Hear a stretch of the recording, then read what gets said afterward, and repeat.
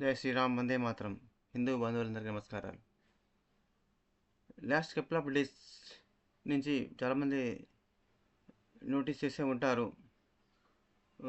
అజ్మీర్ లోపల train super fast ఎక్స్ప్రెస్కు అడ్డంగా పెద్ద సిమెంట్ బీమ్స్ పెడితే అది అది ఎక్స్ప్రెస్ చాలా ఫాస్ట్గా రావడం వల్ల ఆ బీమ్ను కంప్లీట్ బ్రేక్ చేసుకొని ఎటువంటి ప్రమాదం లేకుండా ట్రైన్ ముందుకు వెళ్ళిపోయింది. ఎటువంటి డేంజర్ జరగలేదు, ప్రాణ నష్టం జరగలేదు, డీరైల్ కాలేదు.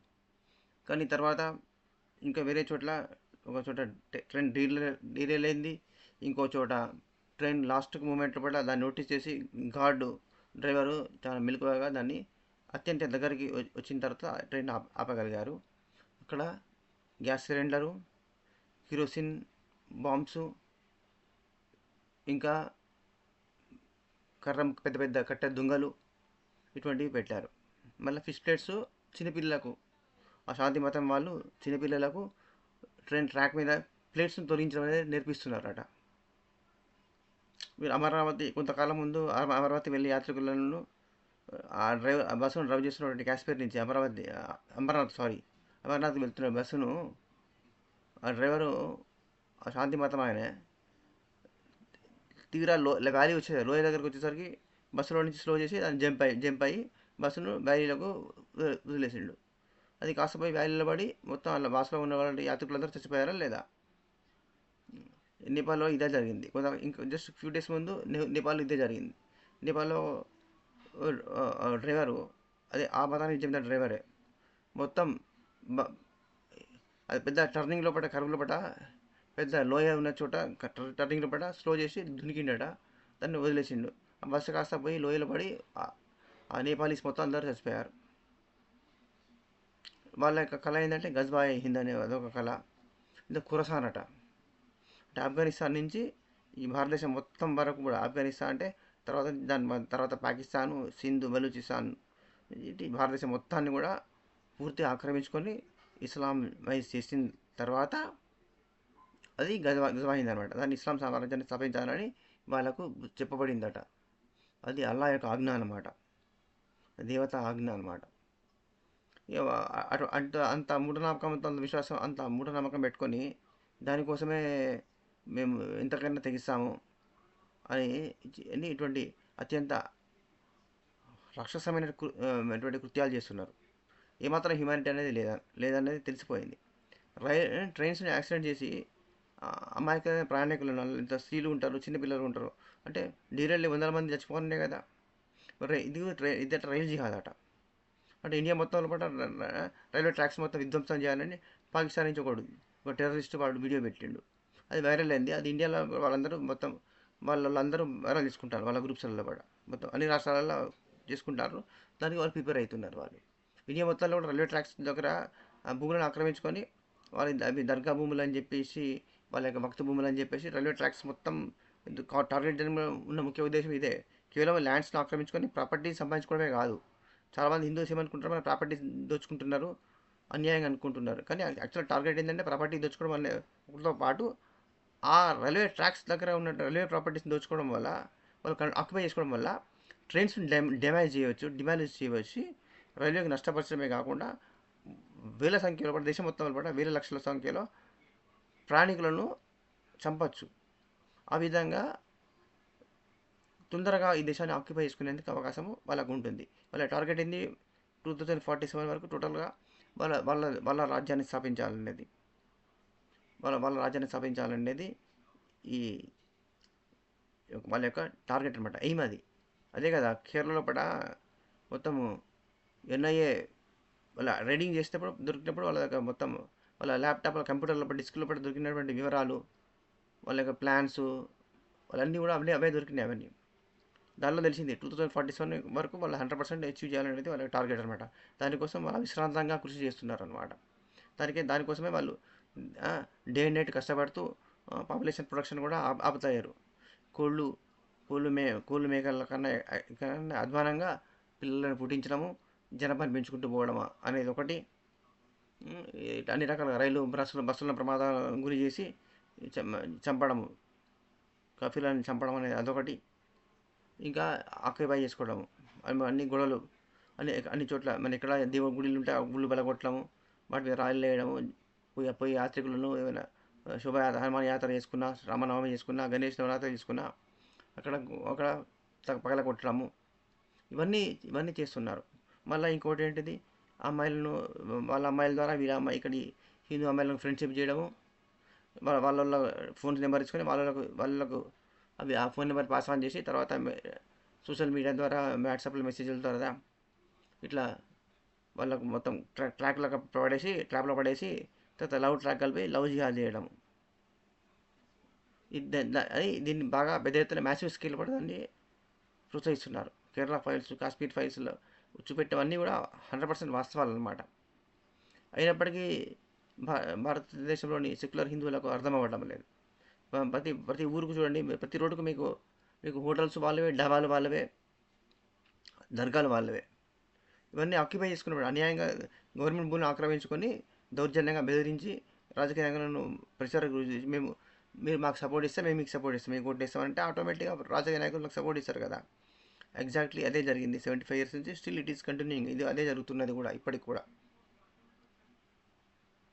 సో ఇక్కడ భారతదేశాన్ని మనం కాపాడుకోవాలన్నా, మన ధర్మాన్ని, మన సంస్కృతి, మన ప్రాణాలు, మన ఫ్యామిలీ మెంబర్స్ని కాపాడుకోవాలంటే ముఖ్యంగా భారతదేశంలోని సమాజంలోని హిందూ జెంట్స్ అవేర్నెస్ అనేది వెరీ వెరీ ఇంపార్టెంట్.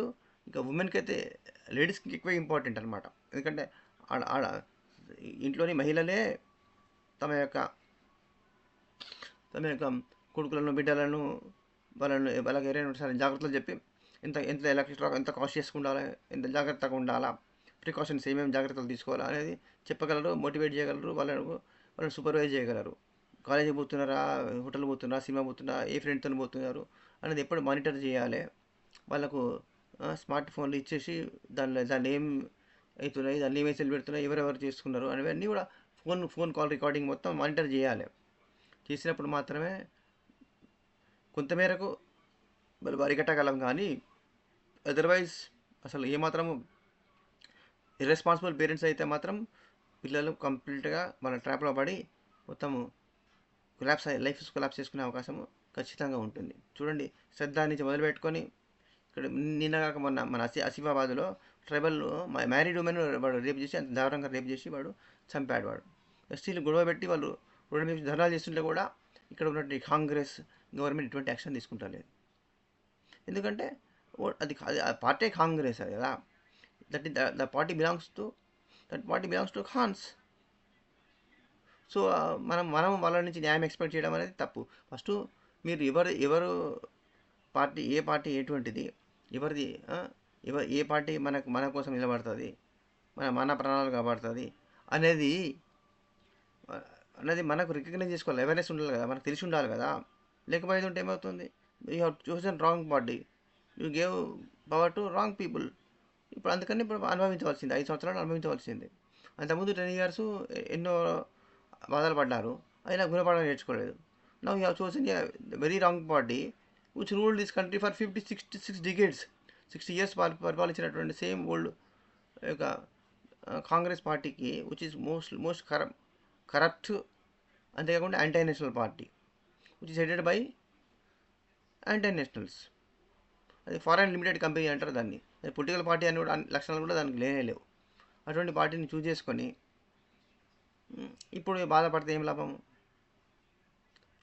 హిందూస్కు అవేర్నెస్ రావాలి అంటే ఏంది, ఇప్పుడు ఇంకా ఇంకోటి ఏంటంటే సెంట్రల్ గవర్నమెంట్ మొత్తం Kashmir to Kanyakumari, north to south, east to west మొత్తం రైల్వే ట్రాక్స్ మొత్తాన్ని కూడా సర్వేలెన్స్లో పెట్టాలి. డబుల్ స్టాఫ్ని పెంచాలి. ఇప్పుడు తప్పదు, ఖర్చు ఉన్నప్పటికీ జీతాలు ఇవ్వాల్సిందే, ఖర్చు పెట్టవలసిందే, రైల్వే బడ్జెట్ ఇంక్రీజ్ చేయవలసిందే, ఖర్చు పెట్టవలసిందే. రైల్వే ట్రాక్స్ మొత్తాన్ని కూడా సర్వేలెన్స్లో పెట్టాలి, సీసీ కెమెరాలు పెట్టాలి, స్టాఫ్ని పెంచాలి. మొత్తం ఒక స్టేషన్ నుంచి ఇంకో స్టేషన్ మధ్యలో కంపల్సరీ సర్వేలెన్స్ ఉండాలి, చెకింగ్ గార్డ్స్ ఉండాలి, ఇన్స్పెక్షన్స్ ఉండాలి. దానికి స్మాల్ ట్రైన్స్, ప్యాసింజర్ ట్రైన్స్, లేకపోతే వాళ్ళకు వెహికల్స్, చిన్న క్యాబ్స్ను అరేంజ్ చేయడము. అంతేకాకుండా సీసీ కెమెరా ఫుటేజ్ ఉండాలి. ప్లస్ ఏంటంటే స్టేషన్ మాస్టర్లకు ఎక్స్ట్రా రెస్పాన్సిబిలిటీ ఇవ్వాలి.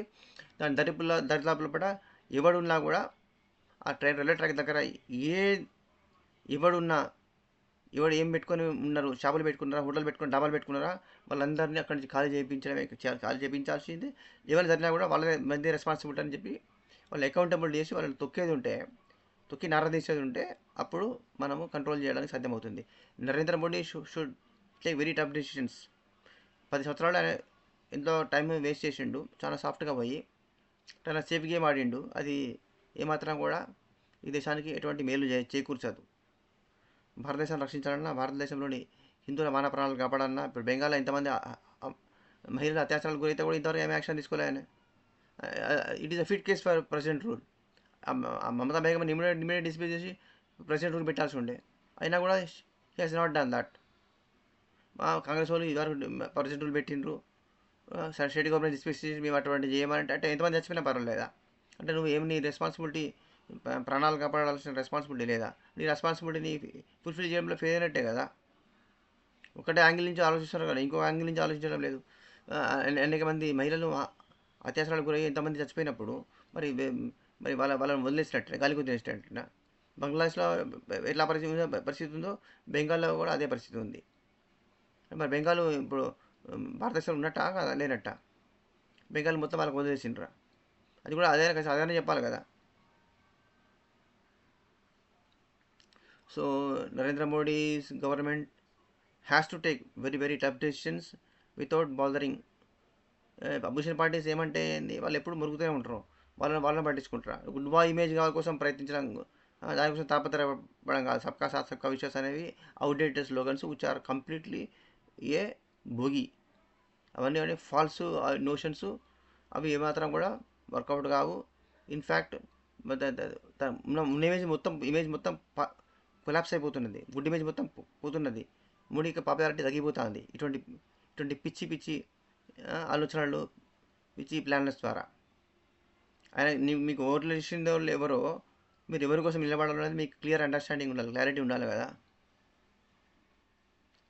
సో దేశాన్ని రక్షించాలి, ప్రజల కోసం కాదండి, దేశం కోసం ప్రజల అనే అవగాహన ఉండాలి. మంచి మంచి అడ్వైజర్స్ తీసుకోవాలి. ఎంతోమంది టీంలో కూడా మినిస్టర్లు ఎంతోమంది సరైనటువంటి వాళ్ళు లేరు, కొంతమంది తప్ప చాలా అందరూ ఎక్కువ మంది మంచి టీం లేదు. అడ్వైజర్స్ మంచిగా ఉండాలి. అజిత్ డోవల్ డిఫెన్స్కి ఉన్నాడు, అజిత్ డోవల్ ఆయన ఎక్సలెంట్ క్యాండిడేట్. పీయూష్ గోయల్ అక్కడ కొంతమంది ఉన్నారు మంచి వాళ్ళు.